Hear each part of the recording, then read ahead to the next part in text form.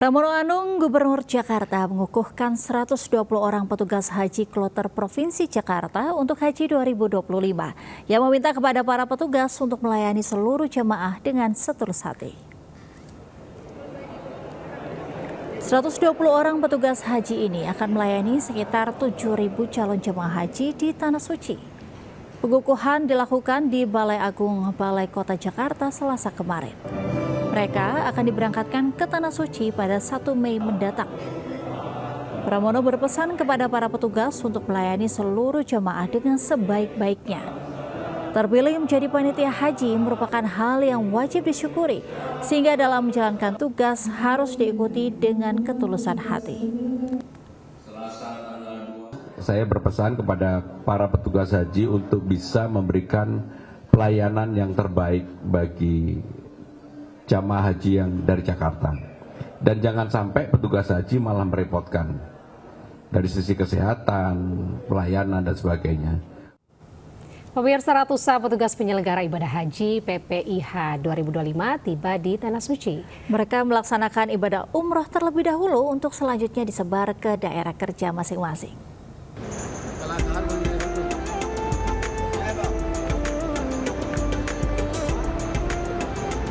Ratusan petugas penyelenggara ibadah haji PPIH 2025 tiba di Jeddah, Arab Saudi. Sebelum beranjak ke Mekah, mereka terlebih dahulu bersuci dan mengenakan kain ihram serta berniat umroh di Bandara King Abdul Aziz, Jeddah. Rombongan petugas haji pun selanjutnya bergeser ke Masjidil Haram yang ada di Mekah untuk bersiap melaksanakan ibadah umroh. Setelah menempuh perjalanan kurang lebih 9 jam dari Jakarta, akhirnya saya bersama rombongan petugas haji tiba di Mekah, Arab Saudi.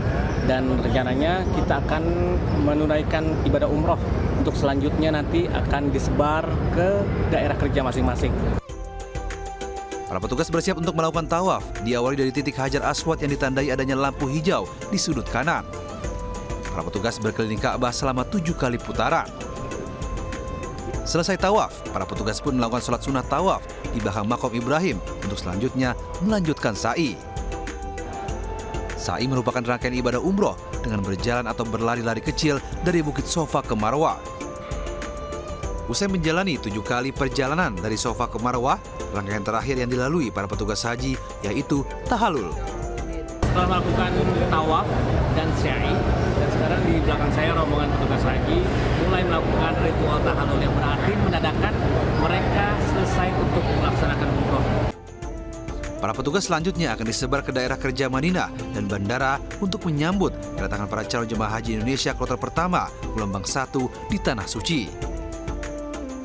Dari Mekah, Arab Saudi, Ihi Irfan melaporkan. Antrean masyarakat membludak pada event pameran Istiqlal yang bertajuk Jembatan Persaudaraan Indonesia Arab. Ya, benar sekali Angel, ini masyarakat berbondong-bondong menghadiri pameran yang digelar oleh pemerintah Indonesia yang bekerja sama dengan Arab Saudi.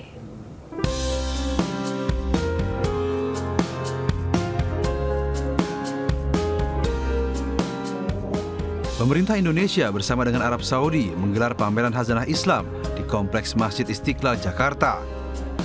Warga sangat antusias menghadiri langsung pameran bertajuk Jembatan Persaudaraan Indonesia Arab.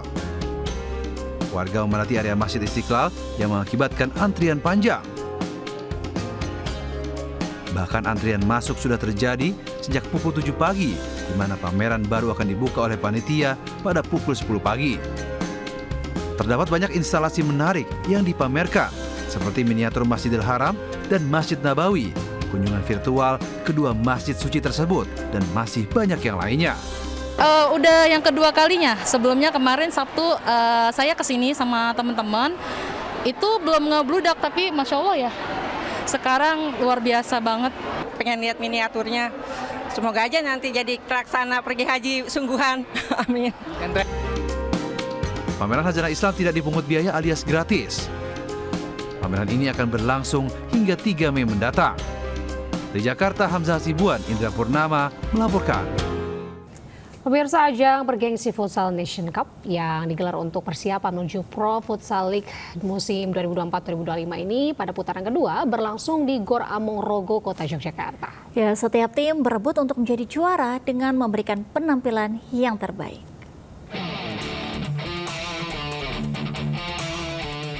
Kompetisi tengah musim Futsal Nation Cup 2025 berlangsung sengit dengan mempertemukan 7 tim futsal terbaik tanah air di Gor Amongrogo, Kota Yogyakarta.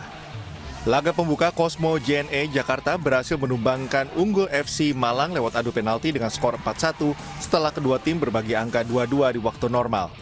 Laga kedua, hujan gol terjadi antara Bintang Timur Surabaya dengan Sadakata United. Bintang Timur Surabaya berhasil menumbangkan Sadakata United dengan skor 5-3. Laga terakhir pun tak kalah sengit. Pangsuma FC berhasil menumbangkan Black Steel FC dengan skor cukup telak 4-1. Di luar dugaan, meski Black Steel FC menguasai jalannya pertandingan, namun Pangsuma FC berhasil memaksimalkan setiap serangan dengan torehan gol. Pastinya kita sudah mempersiapkan diri, tapi langkah awal adalah Nation Cup ini, karena ini sangat penting buat membangun mentalitas tim kita untuk lebih baik lagi dan siap menghadapi putaran kedua.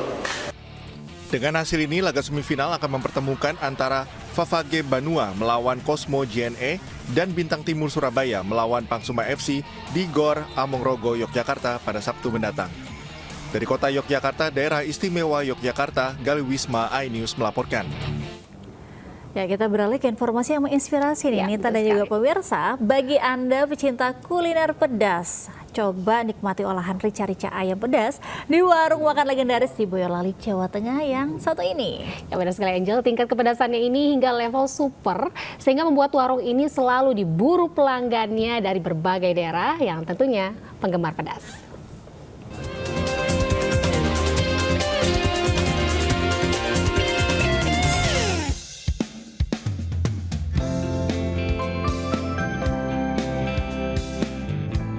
Inilah warung makan legendaris Rica-Rica Ayam Bo Usrek di jalan menuju Embarkasi Solo atau lebih tepatnya di Desa Gagak Sipat, Kecamatan Ngemplak, Boyolali, Jawa Tengah. Warung makan dengan menu utama Rica-Rica Ayam ini dikenal dengan olahan rica yang super pedas. Tidak heran, warung yang dirintis sejak 24 tahun lalu ini selalu menjadi tujuan para pencinta kuliner dari berbagai daerah. Rica-Rica Ayam Bo Usrek yang kini dikelola generasi kedua diolah menggunakan banyak cabai rawit dan lada yang dipadu dengan bumbu rempah-rempah khas Boyolali. Cara memasaknya pun masih menggunakan kayu bakar, sehingga menghasilkan olahan dengan rasa dan aroma yang khas. Iya, ini teman-teman bandara saya ajak ke sini, Pak. Biar bisa ngerasain nikmatnya Rica Bo Usrek. Pedesnya nendang, Pak, nggak ada tandingannya lah. Pedesnya nendang, Pak, nambah selera makan. Pembelinya dari di sini sekitar, ada yang dari Surabaya, Jakarta, Semarang juga ada. Dalam sehari warung ini bisa menghabiskan ayam lebih dari 100 ekor dan jumlahnya bisa meningkat sampai 150 ekor pada akhir pekan maupun hari libur. Dari Boyolali, Jawa Tengah, Tata Rahmanta, iNews melaporkan.